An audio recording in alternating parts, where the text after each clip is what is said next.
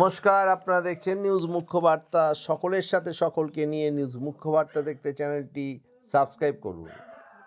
আগামী 25শে ডিসেম্বর থেকে 1 জানুয়ারি 2025 পর্যন্ত ত্রিপুরার রানীর বাজারে কুম্ভকালী মন্দির প্রাঙ্গণে অনুষ্ঠিত হবে এক বিশাল কুম্ভ মেলা। এই উপলক্ষে এই মেলার প্রস্তুতি পর্বের জন্য এক বিশেষ বৈঠক অনুষ্ঠিত হলো আজ ত্রিপুরা কুম্ভকালী মন্দির প্রাঙ্গণে। এই বৈঠকে উপস্থিত ছিলেন রানীর বাজারের এলাকার ডিএম, এসডিএম এবং মণ্ডল সভাপতি গৌরাঙ্গ মণ্ডল সহ অন্যান্য বিশিষ্ট ব্যক্তিরা। উপস্থিত ছিলেন কুম্ভ মেলা পরিষদের সভাপতি রাষ্ট্রীয় সচিব শ্রী মহন্ত রঞ্জিতানন্দ গিরিজি মহারাজ, উপস্থিত ছিলেন দয়ালানন্দ গিরি মহারাজ, উপস্থিত ছিলেন নির্মলানন্দ মহারাজ, উপস্থিত ছিলেন ঋষি আনন্দ রাজাজি সহ অন্যান্য বিশিষ্ট ব্যক্তিরা। এই বৈঠকে জানানো হয় যে ত্রিপুরা কুম্ভ মেলার ঘাটটিকে 88,99,800 টাকা ব্যয়ে সুন্দরভাবে গড়ে তোলা হবে এবং ত্রিপুরা কুম্ভকালী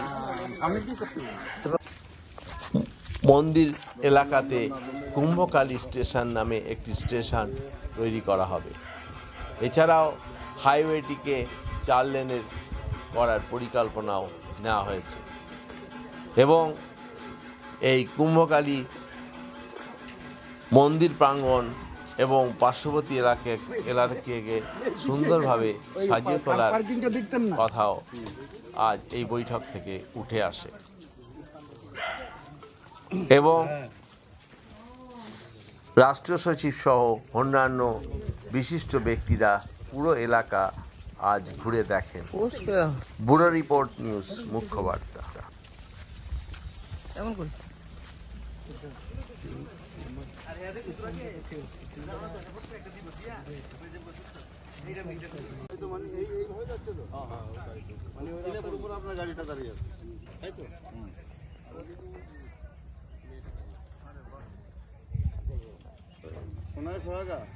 দিন পেশা তাড়াতাড়ি তো মন্দিরও তো মন্দির এখানে হয়েছে মানে তো রাস্তা এই দিকটা বার হইলে আরামসে হইব।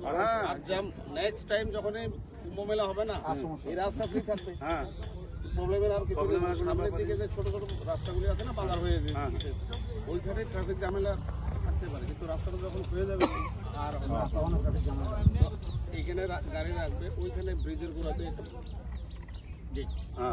কেটে যাবে। দারুণ সিস্টেম হয়ে গেল। ত্রিপুরেশ্বরী মায়ের বরাবর না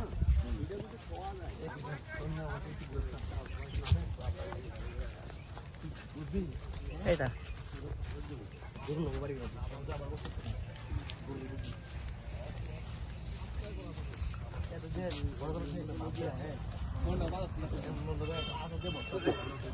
মাটি কাটলে ওই সাইডও ক্লিয়ার হয়ে যাবে।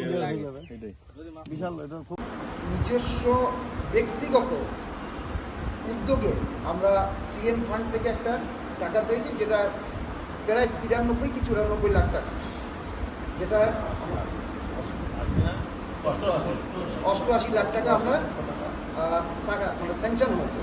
যে টাকাটা দিয়ে আমাদের সামনে যেখানে শাহী স্নান হবে সেখানে ওখানে সিঁড়িযুক্ত ঘাট হবে, যাতে করে আপামর জনতা, সাধু সন্ত এবং শাহী স্নানের সুবিধা হবে।